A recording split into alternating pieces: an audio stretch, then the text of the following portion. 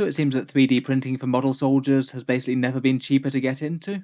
Let's talk about a big 3D printer sale this week, with the means of model production being discounted up to 40% off.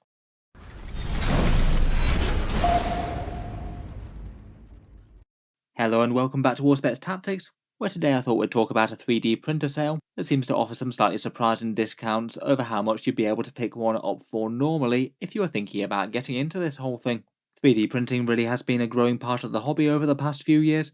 Quite a lot of people use it to support their 40k collections, either instead of or as well as the miniatures bought from Games Workshop, and I feel like having a bunch of really popular models with some pretty massive discounts was at least worth making people aware of in case they were thinking about jumping in. The 3D printers in question are from Elegoo. It looks like they've currently got a spring sale on with some genuinely good discounts on many printers.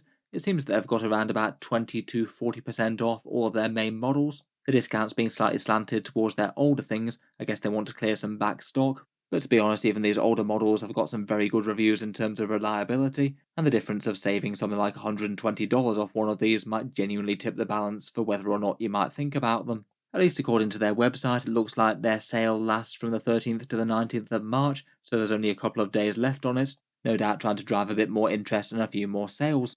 Element has been a previous sponsor on the channel, though this video isn't sponsored or anything. The link below is an affiliate link if you did choose to pick up anything. It does help support the channel if you were thinking about getting into 3D printing.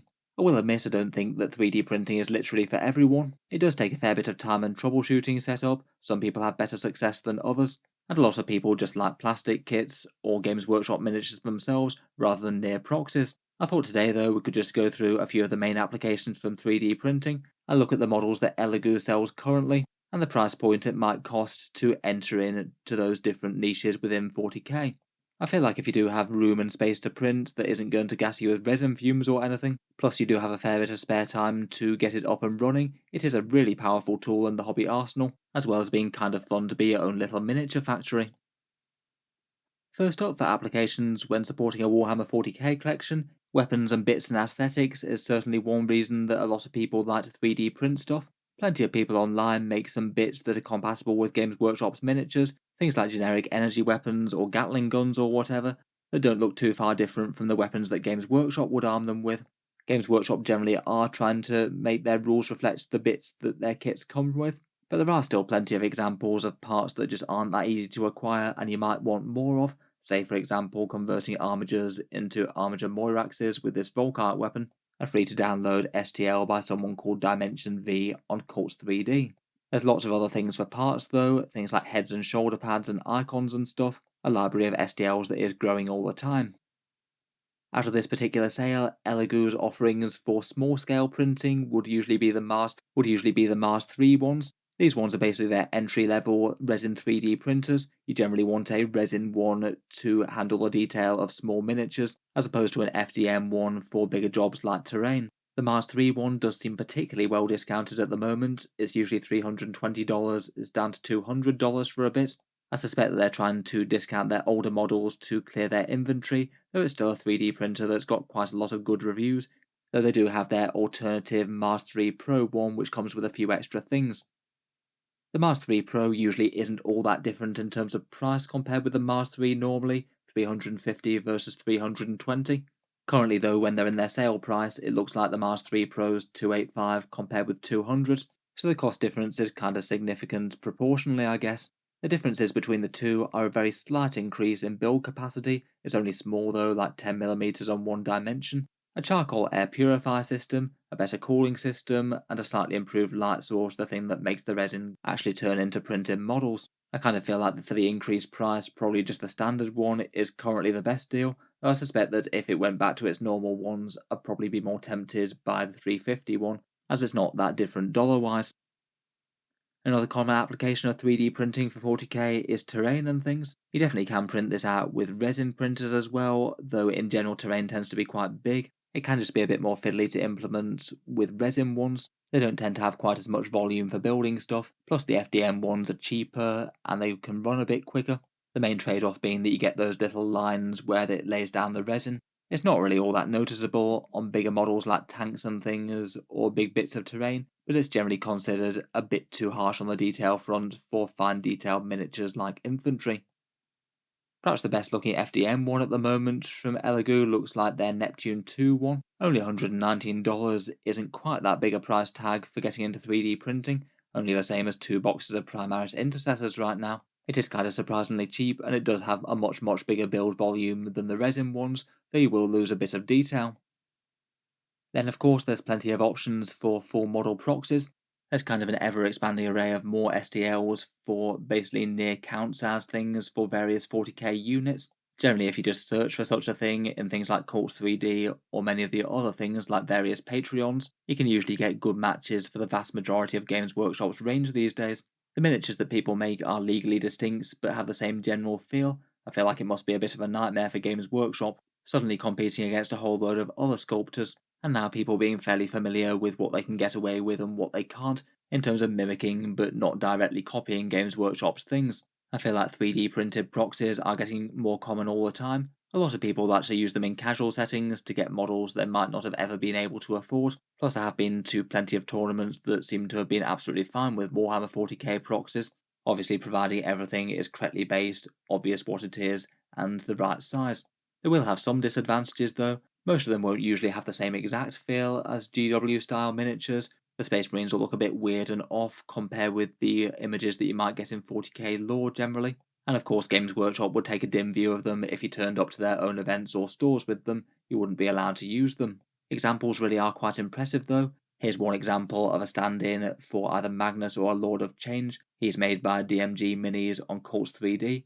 He's definitely got a very Zinchi feel going on about him, with the big wings, the bird feet, and of course a great big massive tentacles bursting out of his chest, because why not? Another thing that I'd seen about in the real world was this Not Dreadnought sculpt, again this one by the same creator.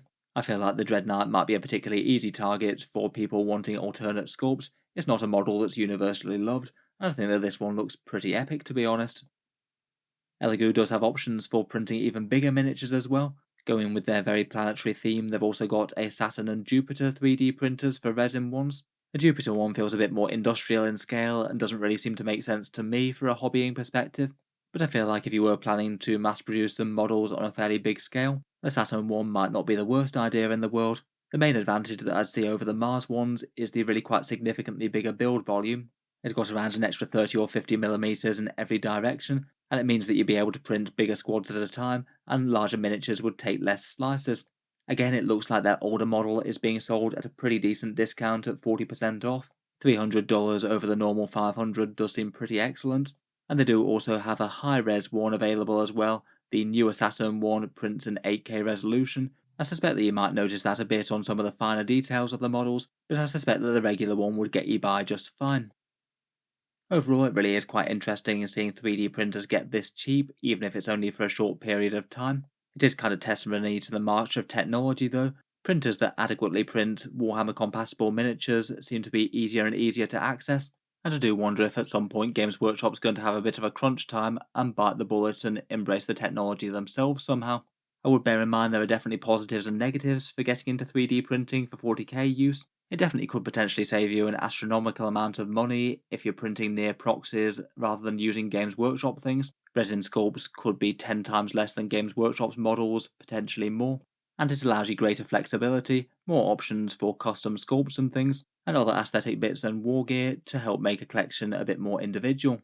I think it's also a pretty cool hobby in its own right as well. Can be very satisfying to be your own miniature factory, or even do 3D printing things for other folks in the gaming group.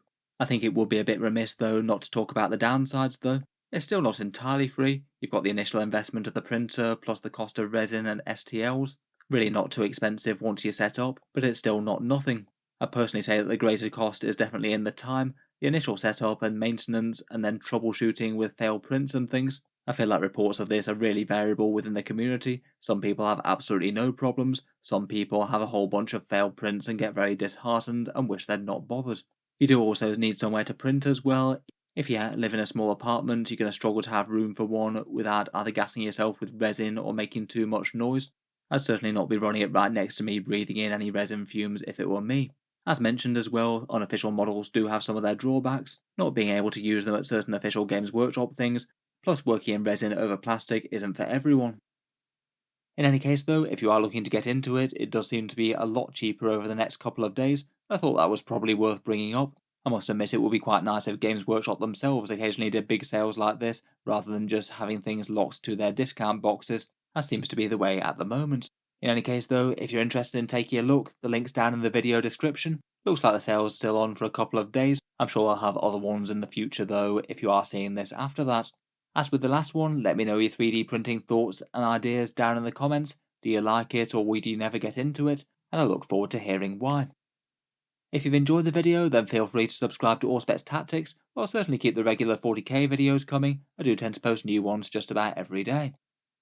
Finally, if you have been enjoying all the videos on the channel, I would just like to mention that Auspex Tactics does have a Patreon page as well, and you can find that linked in the video description below. Channel patrons do get a few advantages, seeing certain videos early, regular votes to see what sort of things happen next on the channel, and automatic entry into the regular prize giveaways with a chance to win some really big model kits each month. If any of that sounds good to you, or you'd just like to help support, the link is down in the video description. In any case, an enormous thank you for listening, and I'll hope to see you guys next time.